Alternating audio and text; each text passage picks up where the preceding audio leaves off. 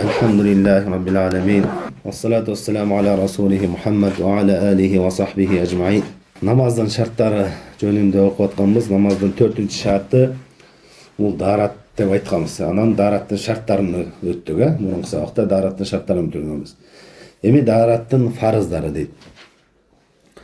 Фурудул вуду айтат. Wa amma furuduhu fasittatun. Ал эми дараттын фарыздары 6 dedi. Birincisi gaslül vajh. Ve minhu el-madmada vel-istinşa. Birincisi aytat betти жуу. Betти жууга оозду чайкоо жана мурунду чайкоо дагы кирет дейт. Wa hadduhu tulan min malabiti şa'ri ra'si ila dhiqn wa 'ardan ila furu'il udhnayn. Эми беттин фарыз болгон чеги кандай дегенде айтат, могу чач өскөн жерден баштап, адат боюнча чач өскөн жерден баштап түйүнө мына эектин түйүнө чейин. Энинен болсо кулактын жумшагынан бул кулактын жумшагына чейин. Ушул жерге чейин. Эми бул адат боюнча чач өскөн жерден да, көпчүлүк адамдарда могу чекесинен өсөт, жымы. Кээ бирлер таз болсо бияка чейин жууштун кереги жок да. Ошо адат боюнча жуат, могу чекесинен баштап. Чач түшүп калган киши башын төрүнө чейин жууштун кереги жок. Demek darаттын биринчи фарызы бул эмне? Бетти жуу. Бетти жуу буга далил Аллах Таала фагсилу вужухакум. Бетиңерди жуугула dedi. Бул алымдардын арасында талашсыз болгон ижма маселе. Эми чеги болсо чач өскөн жерден эекке чейин жана эктин астына чейин. Кулактын жумшагынан экинчи кулактын жумшагына чейин. Бул алым айтты. Оозду чайкоо жана бетти чайкоо, мурунду чайкоодагы бул эмне? Farzlarından dedi. Allah alem bul bir alımlarının bir oyu, ikinci oy boyunca al farz emes, al sünnet. Eki amal, oğuzdu çayko, murundu çayko, bular sünnet. Betti, antkenin bul betke girbet. Vacih degen Arap dilinde közgө görünüp, bunday жүздöşө turgan nerseni aytat. Oğuzdun içi, kulak, murundun içleri girbet de alınırsa. Oşun için de alımların ikinci oyu alını farzga girbet de aytışat. İkinci farz aytat ve qasilul yadayni ilal mirfaqayn.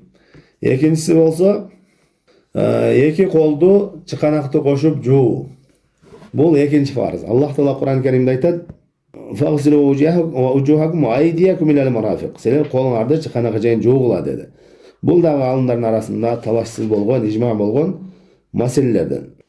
Mundan murun birinci farzda betти жуу degende sakalı bar kişi kanday kılat degende, eğer de sakalı koyu bolsa, beti görünmeden koyuk bolsa, ne sakalın üstünü juu farz болады. Çünkü betke koşup sakalın üstünü dagın juu. Ya monday tahlil degen araların manjalары kirgiziyor, bul al üçün sünnet болады.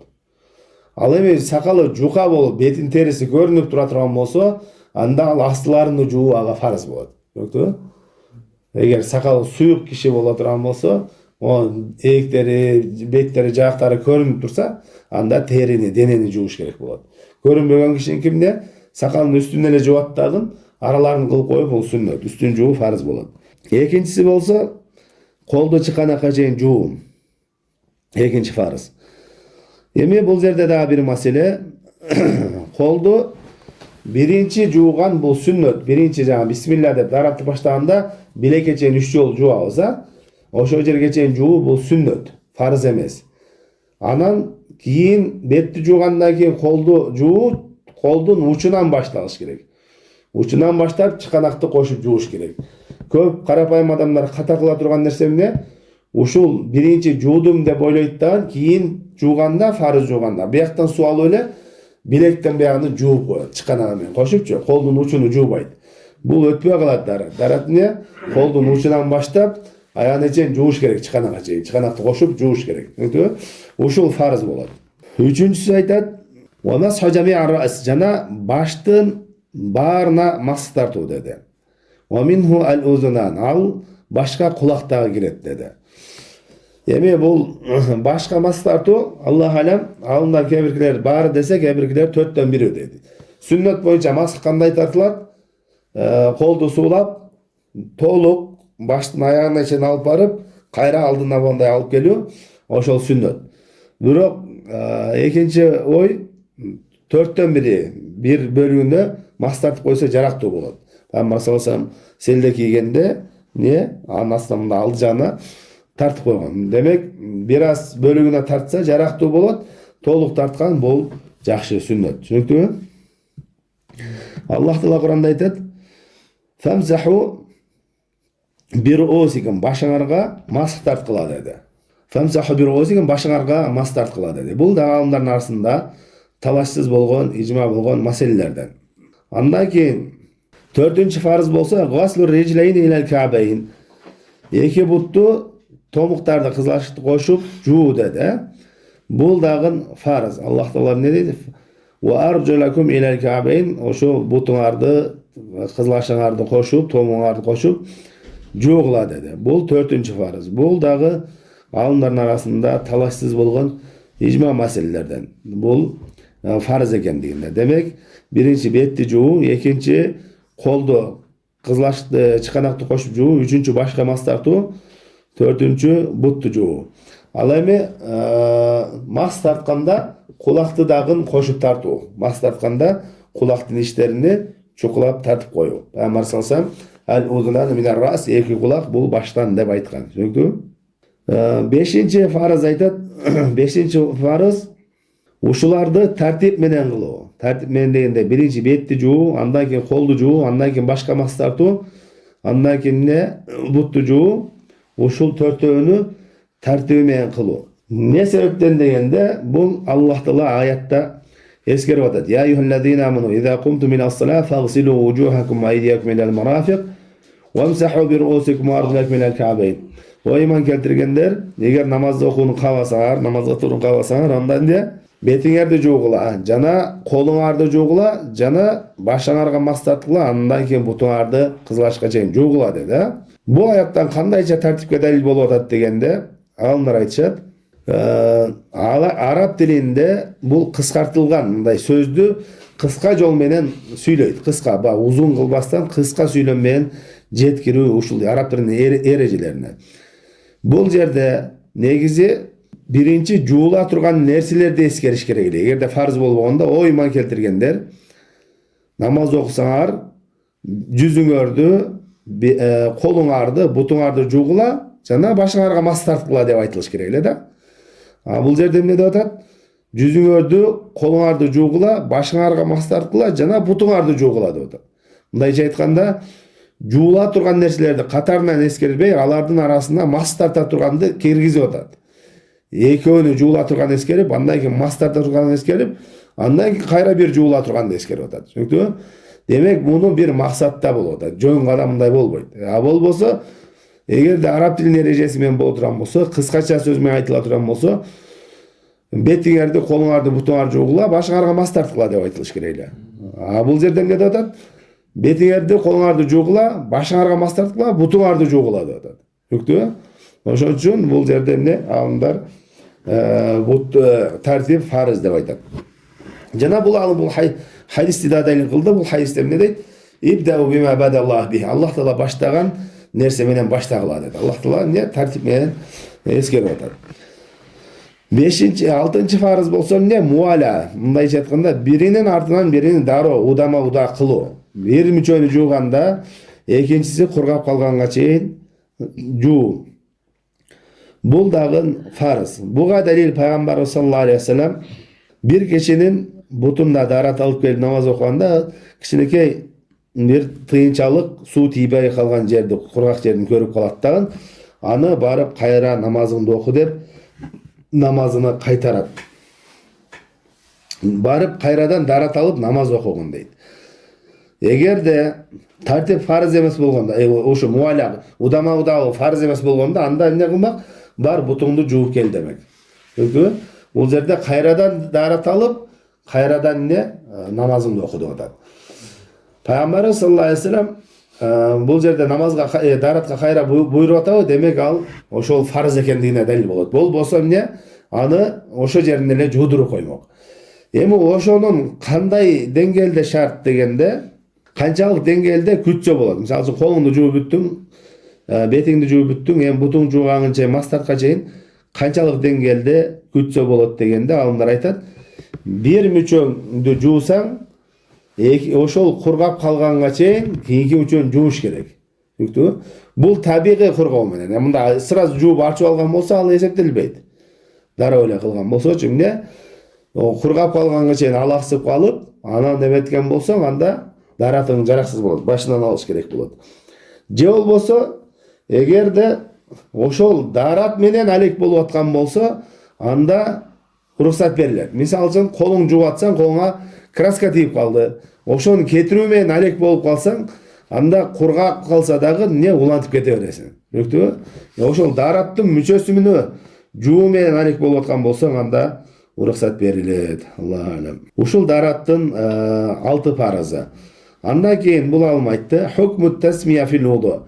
Ва важибуху ат-тасмия ма зикр. Эми дараттын важиптери дейт, бул бисмилла айтуу деди. Таратта алганда бисмилланы айтуу важип деди. Бул алымдардын бир ою. Экинчи ойдо бисмилланы сүннөт деп айтышат. Бул жөнүндө хадис келген: "Ла вуду алимен лам язкур бисмиллахи алейх." Кимде ким Аллахтын ысымын эскербесе, бисмилла айтпаса, анын тараты жок деп айткан. Бирок Аллах алем бул хадис даиф хадис. Эгерде бул хадис сахих болгондо фарыз болмок, анда шарт болмок да. Демек бул хадис даиф, ошон үчүн Аллах алем тасмия бисмилла деген башка амалдарда дагы шариаттын жалпы эрежеси бардык жакшы иштерди кылаардан мурда, бардык иштерден мурда бисмилла айтуу сүннөт болот. Ошол сыяктуу эле бул дагы сүннөт амал. Аллах алем. Эми бул алым айтып жатат. Навакидул вуду. Эми дараттын фарыздарын өткөзгөндөн кийин буга чейин бир маселе. Азыр жогоруда эскерилген нерселер 6 фарызда даратта. Ушудан башка амалдардын, дарат жөнүндө келген амалдардын, мисалы үчүн оозду чайкоо, мурунду чайкоо, истиншак, мисвак колдонуу, манжалардын арасын эметүү, кыскасы бардык амалдар ушу 6 фарыздан башкасынын бардыгы сүннөт болот. Түшүнүңүздөрбү? Кандай гана даратка байланыштуу амалдар келсе, алар сүннөт болот. Ушу 6 гана фарызы бар. Эми айтып жатат: навакидул вуду, даратты бузуучу нерселер. Навакидул вуду самания. Даратты бузуучу нерселер 8 нерсе деди. Биринчи айтып атат: ал-хариджу минас сабилейн. Эң биринчиси, эки жолдон чыккан нерсенин баары даратты бузат деп атат. Түшүндүңбү? Эки жолдон дегенде алдыңкы жыныстык мүчөдөн арткы нажас чыгуучу тешиктен деди. Эми буларды жалпы айткан кээ бир алымдарда ушундай айтышат: бардык чыккан нерсе бузат деп айтышат да. Бардык чыккан нерсе бузат деп айтышат. Айтты: ал-хариджу минас сабилейн. Эки тешиктен чыккан нерсенин баары даратты бузат деди. Бул кээ бир алымдардын ою ушундай. Эки тешиктен чыккандын бардыгы даратты бузат деп айтышат. Бул жерде даратты бузуучу амалдарды 8 амалды эскерди. Аларды ар бирине токтолордон мурда негизги бир эрежени алып өтөйлү. Ал эреже эмне? Шариатта асыл, негиз, бизде основа кандай? Эч бир амал даратты бузбайт, эч бир нерсе. Кайсы нерселер бузат? Кайсыга далил келген болсо гана бузат. Түшүнүктүбү? Бир нерсени, мисалы үчүн, тамак жесең даратты бузабы, жатып алсаң даратты бузабы, кийим кийсең, кийимиңди чечип алсаң даратты бузабы деп ар бир нерсени эле сурай бербейсиң. Негизи дарат эчтеке бузбайт. 8 нерсе бар, ошолор даратты бузат. Аларга далил келген. Кимде ким бир амалды, андан башка амалдарды даратты бузат десе, ага далил алып келиш керек. Түшүнүктүбү? Далил болсо бузат, далил жок болсо бузбайт. Негизи асыл эч бир амал далилди бузбайт. Түшүнүктүбү? Далил келген нерселер гана даратты бузат. Эч бир амал даратты бузбайт. Далил келген нерселер гана даратты бузат. Айтып атат: биринчиси ал-хариджу минас сабилейн. Эки тешиктен чыккан нерсенин баары даратты сындырат деди. Бул кээ бир алымдардын ою, ушул бардык чыккан нерсенин бардык аялдардан кандай нерсе чыккан болсо баары сындырат дейт. Эркектен кандай нерсе чыккан болсо ал да сындырат дейт. Бирок экинчи ой бар, Аллах алем, туурара кой. Ал ар бир чыккан нерсе каралат. Не чыкты? Ошол сындырабы, сындырбайбы? Ар бир далил келген нерселери гана сындырат. Далил келген эмес болсо сындырбайт. Эми ошо сындыруучу далил келген нерселерди эскеребиз. Чыккан нерселерденчи. Биринчиси сидик, зара, жана чоң зара, экөө алдынан арттан чыгуучу нерсе. Бул экөө сындырат. Bul jönünde ne? Hadisке kelет, lakin min gaitin wa bawlin wa nawmin. Oşol çoğ zaradan, jana siylikten, jana uykudan darat alga buyurulganбыз дейт. Бул алымдардын арасында талашсыз. Демек, birinci nerse эки тешиктен чыгуучу. Çoğ zara жана кичинекей zara. Бул талашсыз даратты сындырат. Экинчи нерсе бул желдин чыгуусу. Желине ошо арт жактан чыгуучу жел, осурака, ошол даратты сындырат. Бул жөнүндө пайгамбар саллаллаху алейхи вассалам айтат: "Иза важада ахадукум фи батни шай'ан فأشكل عليه أخرج منه شيء أم لا فلا يخرجن من المسجد حتى يسمع صوتا أو يجد ريحا." Eğer de silerden biröňür içinde bir ün ugup jel çıkkanday bolup sezilip atkan bolsa, jel çıktıbı çıkpadıbı bilbey жаткан bolsa, andan ne meşitten çıkpasın, namazın buzbasın, kaçanga çeyin ününü ukmayınca, jitini jitamayınca deydi de. Bul da alımların arasında talaşsız bolgon masele. Demek, osırak jel çıkkan bolsa al daratты sındırat. Demek iki teşikten çıkan nerselerden birincisi çoğ zara, kичинекей zara. Ikincisi jel. Üçüncü nerse bul mazi. Mazi degen daratты sındırat da. Mazi degen ne? Erkektin düylükköндөн çıkkandağı suyuktuğu. Al ne? Janagı uruk, beli uruktan başka, spermadan başka, andan murda çıkıuçu suyuktuk. Al gusul vacip kılbay, birok daratты buzat. Peygamber sallallahu aleyhi ve sellem Ali radıyallahu anh ol jönündө suraganda aytты, fihil wudu'andan darat alasın dedi. Bul da alımların arasında talaşsız bolgon icma meselelerden. Beşinci nerse olsa vadi dep koyat. Vadi degen bul kebir adamlardan çıgat. Zara kılgandan keyin bir ileşkek suyuktuk çıkıp kalat. Zara kılıp bütkөндөн keyin. Al döylük bolsa dile, başka bolbosa dile, bul bardык adamlarda bola berбейт. Ne zara kılıp bütkөндөн keyin ne артынан ошондой suyuktuk, kede jön ele suyuktuk çıkıp kalat. Çünkü kanday sebeplerden bolsa dagы. Dördüncüsü ne bolat? Oşol vadi suyuktuk. Demek bul mazida emes, jon gana bir suyuktuk. Al dagı daratты sındırat. Bul da alımların arasında talaşsız bolgon masele. Abdullah ibn Abbas'dan ne uşunday fatwa kelgen. Beşincisi bolsa istihada, damun istihada dep koyat. Bul ne? Ayaldardın oğru sebepli kelgen kanı. Misal hayızının belgili gündörü var da. Bir sutkadan aşkan bolsa 15 sutkaga çeyinki aralıkta hayız bolup eseptelenет. Бирок bir sutkaga жетпей kalgan bolsa, je bolbosa 15 sutkadan aşıp ketse, al istihada bolat. Istihada degen başka bir oğru sebepli kandaydır bir eme sebepli kelip atkan kan bolat.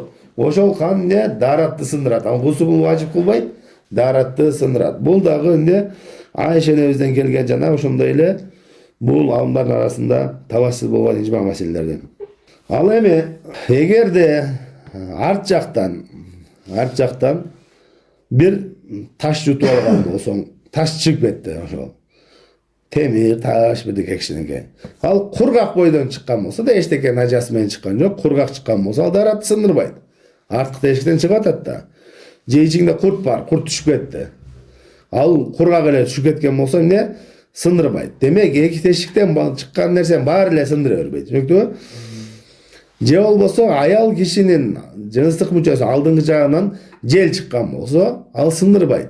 Çünkü ayal kişilerin aldı jagынан çıkkan bolsa jel sındırbayt. Jana ошондой эле ayal kişilerden выделение деп aldı jagынан suyuktuk çıkkan bolsa al jana düйлүккөн үчүн эмес, майзи вади эмес, жөн гана кеде выделение, жөн эле таза суу чыгып калат.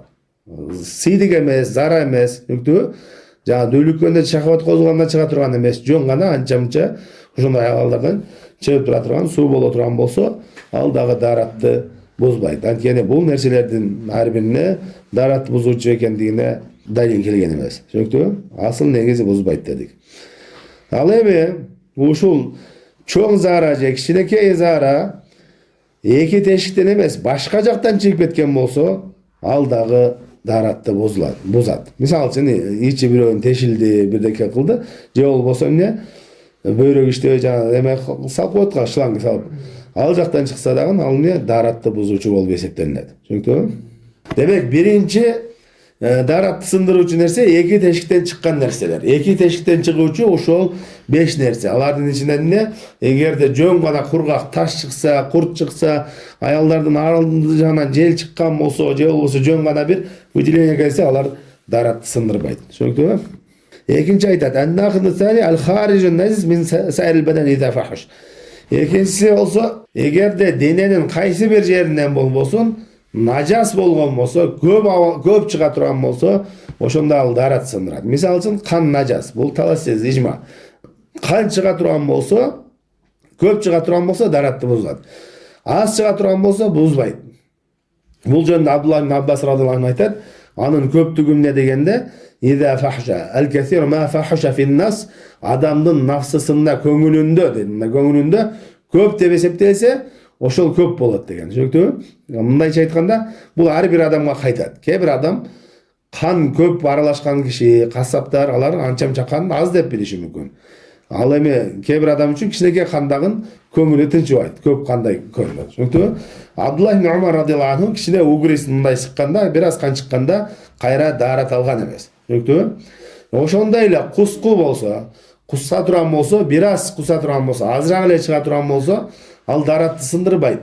Эгерде көп боло турган болсо, оозтоло куса турган болсо, ал даратты сындырат. Бул жөнүндө дагы Абдулла ибн Умар радыйаллаху анхудан фатва келген, эгерде көп куса турган болсо, анда эмне? Дарат алат деген. Андан кийинкиси үчүнчүсү караңыздар. Завалул акл. Үчүнчүсү болсо акылдын жоголуусу дейт, акылдын кетүүсү. Эми ушул бул үчүнчүнүн астында дагы 4 түрдүү нерсе бар. Түшүнүктүбү? Акылдын жоголуусу дейт. Акылдын жоголуусу кайсы нерселер менен болот? 4 нерсе менен болот. Биринчиси болсо адамдын эстен таануусу, эсин жоготуп коюусу. Эгерде эсин жоготуп кое турган болсо, акылын жоготот да, бул даратты сындырат. Бул даратты сындырат экендигинде эч кандай талаш жок, алымдардын арасында ижма болгон. Бир нече алымдар, Ибнул Мунзир, Наваи рахмалла, Ибн Таймия бир нече алымдар эскеришкен. Бул талашсыз маселе. Экинчиси болсо жинди болуп калуусу. Кээ биркилеси жин оорусу, жинди болгон оорулар эмне ошондой кээде кармап калат да, жинди талмасы кармап жинди болуп калат. Ал кезде даратты бар болгон болсо даратты сынат. Бул дагы эмне? Алымдар арасында талашсыз. Үчүнчү нерсе бул эмне? Мас болуп калуусу. Эгерде мас болуп акылын жогото турган болсо, анын дараты сынат. Бул да алымдардын арасында талашсыз болгон ижма маселе. Аллах таала айтат: "Ла тaqrabus salata wa antum sukara hatta ta'lamu ma taqulun." Намазга жакындабагыла, мас абалыңарда жакындабагыла, качан эмнени айтып атканыңарды билмейинче дейт да. Эгерде бир аз эле эме боло турган болсо, акылын жоготпой турган деңгээлде кичине ичип алган болсо, ал даратты сындырбайт. Бирок мас болуп акылын жоготуп турган болсо, бул эмне? Даратты сындырат. Бул даратты сындырбайт десе, арак арам эмес экен деген эмес. Арак деген арам чоң күнөөкөөлөрдөн. Бирок эмне? Даратты сындыруучу нерсе башка нерсе. Кээ биркилер айтат да, даракты сындырбайт десең, аракты жеңил көрсөтөт, арак ичсең боло берет дегендей кылып атат. Андай эмес. Мисалы үчүн бардык нерселер, арам нерсенин баары даратты сындыра бербейт. Мисалы үчүн риба арам, сүткорлук, чынбы? Бирөө рибадан акча алып жеген болсо, анда дараты сынбайт. Чочкон эт арам, аны жесе болбойт. Чочкон этин жеп алса, дараты сынбайт. Ошондой эле арам нерсенин баарын жеген даратты сындыра бербейт да, түшүнүктүбү? Ал анын күнөө экендиги, арам экендиги ал башка иш ал. Андан кийинкиси, төртүнчүсү акыркысы бул аннаум. Уйку, уктаган болсо, кандай уктаган болсо, жатып уктаган болсо, анда даратты сындырат. Даратты сындырат. Эгерде отуруп, туруп, же болбосо отуруп, же болбосо туруп, бир аз эле уктаган болсо, анда эмне? Даратты сындырбайт. Бул жөнүндө сахабалардан келген, Абдулла ибн Умар бир нече сахабалардан, алар ошол уктаганда жаңы Пайгамбар саллаллаху алейхи кезинде Айшаны куптан намазын күтүп отуруп, уктап кетиши, баштары ийилип чайкалып кетиши дейт да. Анан туруп кайра дарат албай эле окуша берчи. Демек, жатып алып уктаган болсоң, анда даратың сынат. Демек, ушул 4 нерсе даратты сындыруучу, акылды жоготкондун астында ушул 4 нерсе кирет. Эми даратты сындыруучу 4-үнчү нерсе кайсы? Айтат: "Ламсу закар биядихи."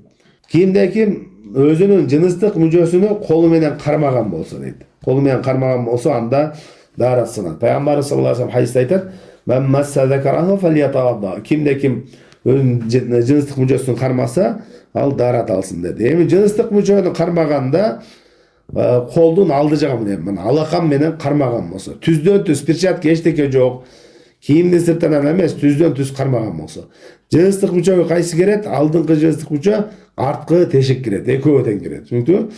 Мондай куйруктарын кармаган болсо, ал эме болбойт.